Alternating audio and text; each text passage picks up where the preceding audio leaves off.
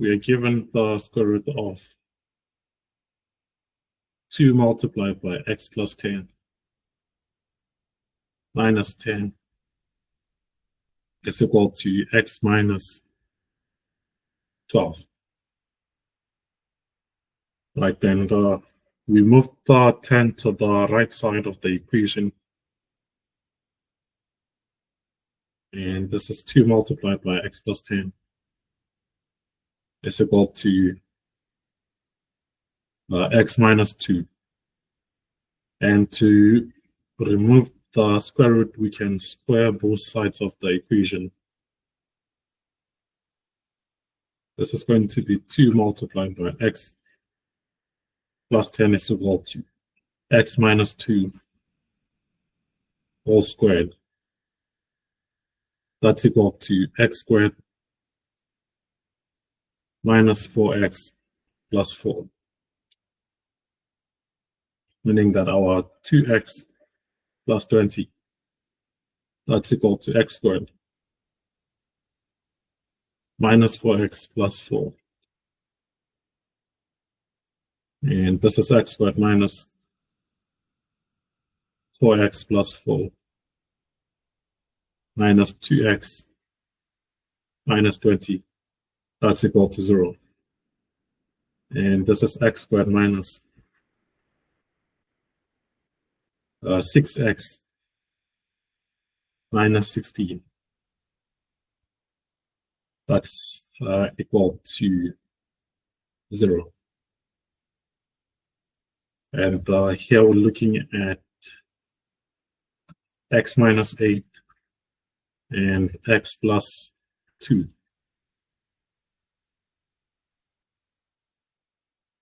And this is equal to 0.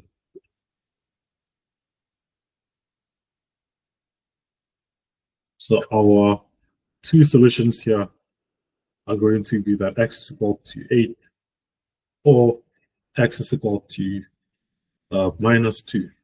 But with this question here, it's quite important to consider the fact that we have the square root.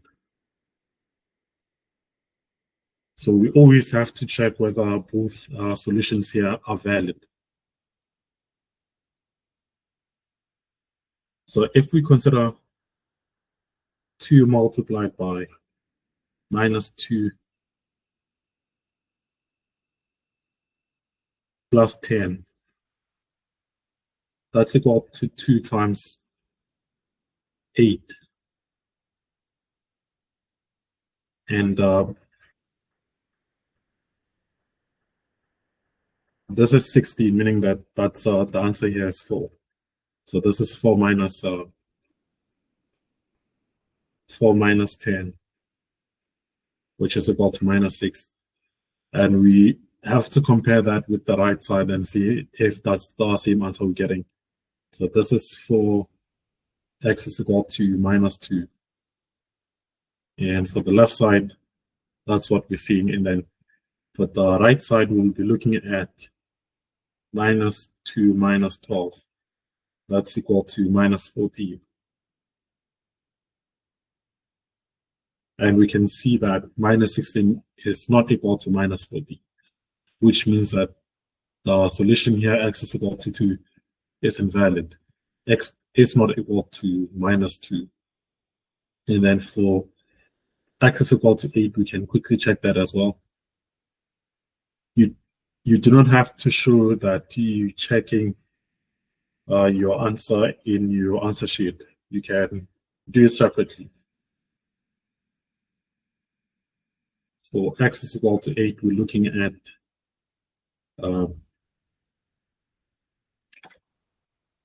2 times 8 plus 10 minus 10.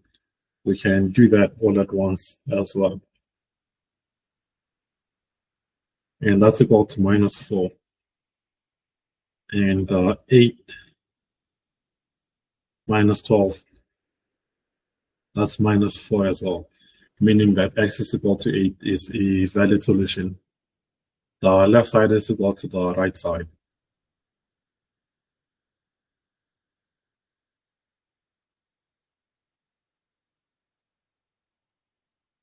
And for the next question,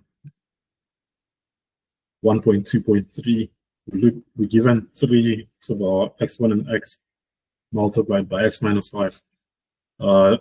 That's less than 0. So we want the solution for which that given inequality is valid.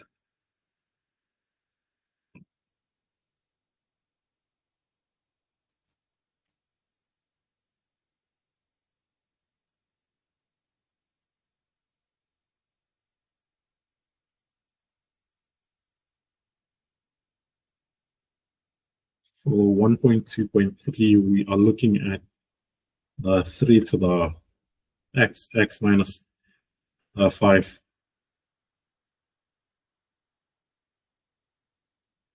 That's less than 0. So for this to be valid here, that means that our 3 to the x here, that's going to be positive. And this is for x in R. For our x minus 5 is going to be less than 0, which means that x is less than 5. So what that means here is that this combination has to give us a solution such that when we multiply the values, they're going to give us a negative value.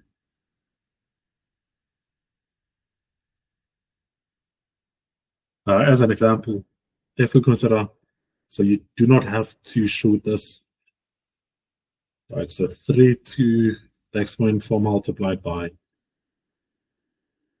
4 minus 5. This combination here is going to yield an answer that's negative, because this is 3 to the exponent 4 multiplied by 4 minus 5, which is minus 1. So the answer here is going to be less than 0. And for question 1.3, we are told to solve the following equations simultaneously.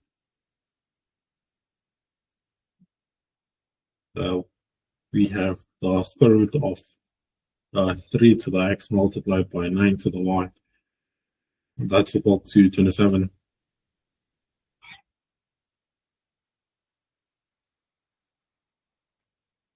And we'll also have x plus 4y squared is equal to 6.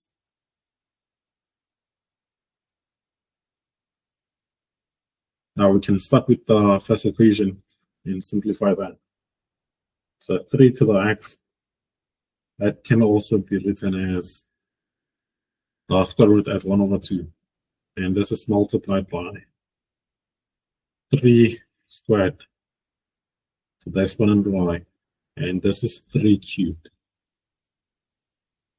This is 3x over 2 multiplied by 3 to the exponent y. And this is equal to 3 to the exponent 3. We're multiplying 3 to the exponent x over 2 with 3 to the exponent 2y. So we can apply the laws of exponents here. So we're looking at the same base with different exponents. So that means that this will be 3 to the exponent x over 2 plus 2y.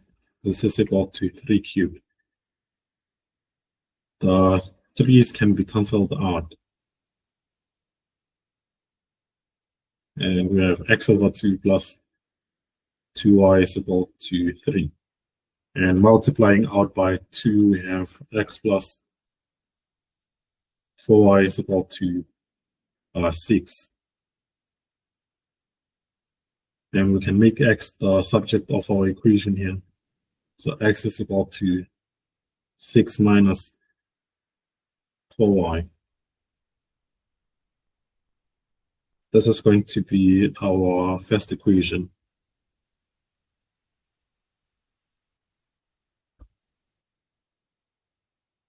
For the second one, we're going to sub in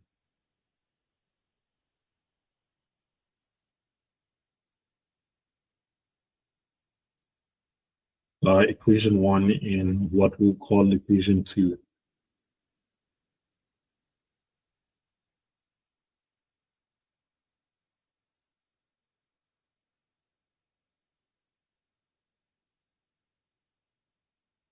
So that means that in the place of x in the second equation, x will be replaced by 6 minus 4y plus 4y squared is equal to 6.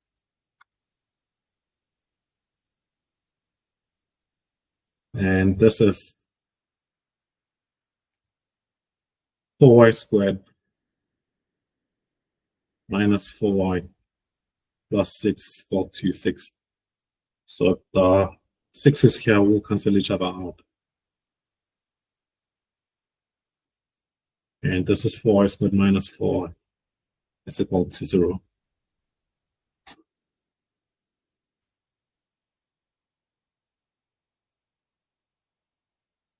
And this is going to be 4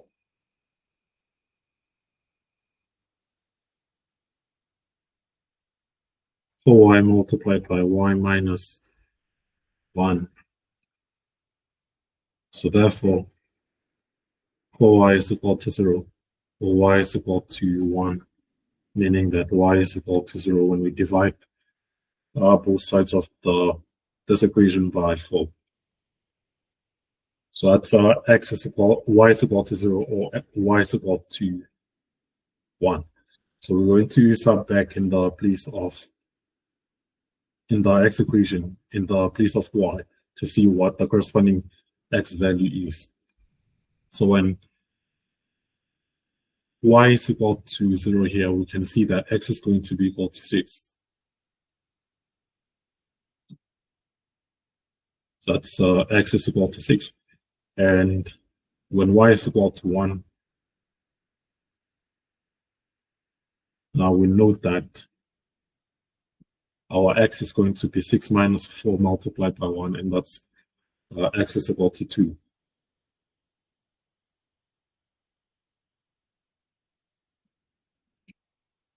And question 1.4. The solutions of a quadratic equation are given by x is equal to minus 2 plus minus square root of 2p plus 5 divided by 7. State the values, the value or values of p for which this equation will have. So 1.4.1, 2 equal solutions. So we note the marks as well. This is a 1-mark question, meaning that we do not expect to spend that much time working it out. So when the equation here has 2 equal solutions, that means that we expect the square root of this value here to go to 0, so that we have minus 2 over 7, that being the answer that remains. So since it being a quadratic equation, that means that that will be 2 solutions. So we require that to go to 0. So 2p plus 5 is equal to 0. Therefore, our p is equal to minus 5 over 2. When you sub in a p-value of minus 5 over 2, note here that the square root term that's going to go away. What you'll be left with here is that x is equal to minus 2 over 7 plus minus 0 over 7. And this is minus 2 over 7. That's what remains. And that's going to be your 2 equal solutions, the minus 2 over 7. And then for 1.4.2, so for what values or value of p will the equation have no real solutions? That's the case when the discriminant here is negative.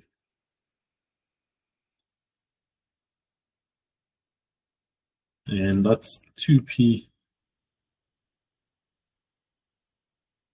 plus 5 is less than 0. So when P here is less than minus 5/2, then we're going to have no real solutions.